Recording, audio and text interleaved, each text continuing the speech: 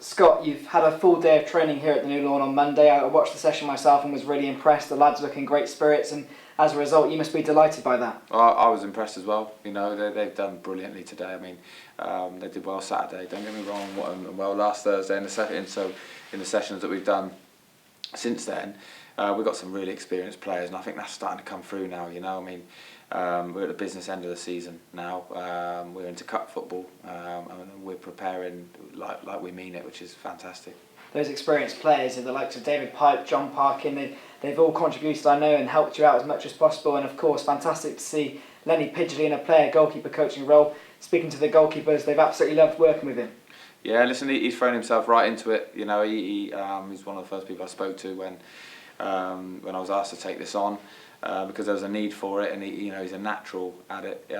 He's done well and added real value. We've got some fantastic staff here, so lots of what I would have worried about before, perhaps when we did this before, is taken care of. I mean, Wes and Joe, really experienced. Wes has been around the block more times than he'll want to admit, probably.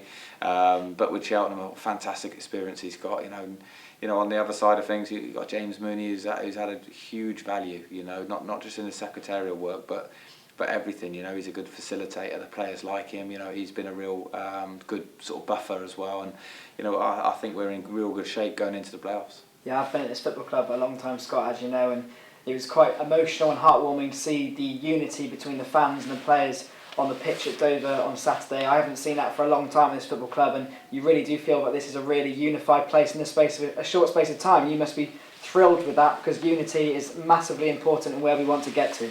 Yeah, I mean, sometimes in football, sometimes you're in a bit of a bubble, especially as a player at times, but also as staff and a management team, and that we don't really know what it takes for a supporter to follow a club all around the country. It's a huge commitment, and we thank them for coming on Saturday. We hope they come again Wednesday, and if not, listen, it's not an issue to me. It's expensive, to be travelling all over.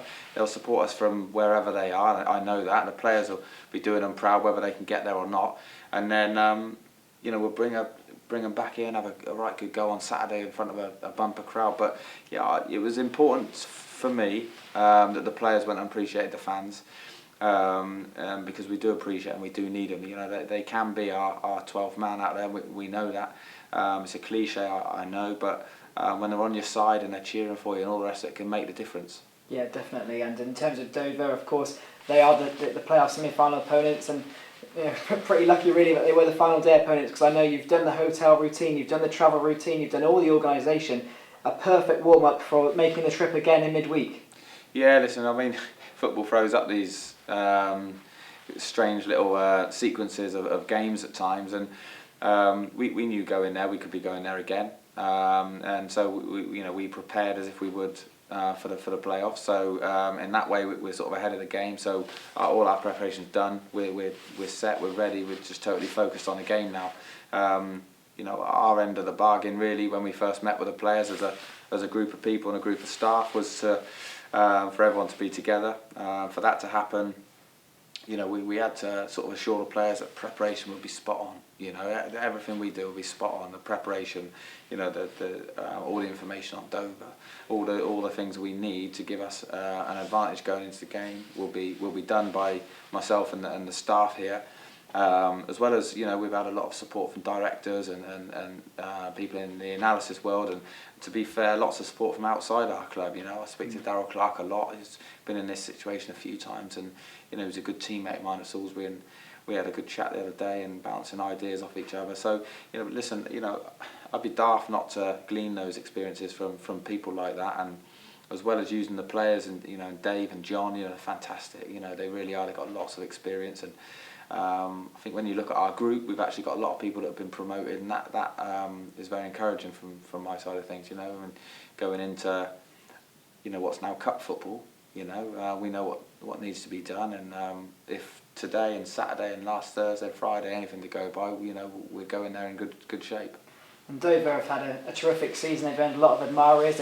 They'd love to get through to Wembley, I'm sure, and I'm sure you're well aware that they pose a big challenge on Wednesday, and their coaching staff will be desperate to put it up against us. Yeah, of course. I mean, Dover are a good football club. I played against them a number of times as a player.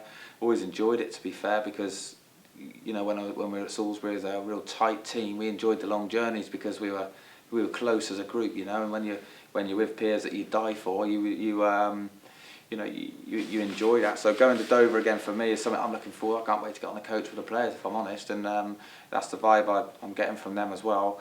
But like you say, everyone knows what the prize is. I don't want to talk about Wembley too much because just getting there isn't enough. You know, I want to get there and win it. If you know, so let's deal with Wednesday. Come back with a positive result. Take that into Saturday, and then we'll have a look at where we are and you know, all our preparations done in readiness for that. And we can have a proper look at the opposition and see where we are, and let's just get through this hurdle first. But you're right, Dover will be thinking the same, as will Grimsby, as will Braintree. You know, everyone knows what the prize is, and like I said earlier, it's cup football. We're in a semi-final. Let's go and win it. And Dover's manager, Chris Canary, he's done a really good job with his coaching staff this season, so you're going to be pitting yourself against an experienced manager, but you must really relish that opportunity. Yeah, that's why we're in it, you know. I mean, it's good. I mean, I was at Bournemouth as a young player of Eddie Howe, and look how he's gone on and done, you know. You know, he's someone that you know, we can speak to if we need to, and you know, he's only a phone call away. But again, you know, you're right. Chris has done a fantastic job, you know, down there. I mean, he's got some good staff. You know, we had a good chat with them, you know, about football and everything, and they're proper football people. It's a lovely club, and you know, you want to get through the tie, but you want to wish them well, you know, afterwards and for next season. But you know, we're here for Forest Green Rovers, and I just want to see the players fight tooth and nail to get us through to the next round, and which will obviously be the final, and then see where that takes us.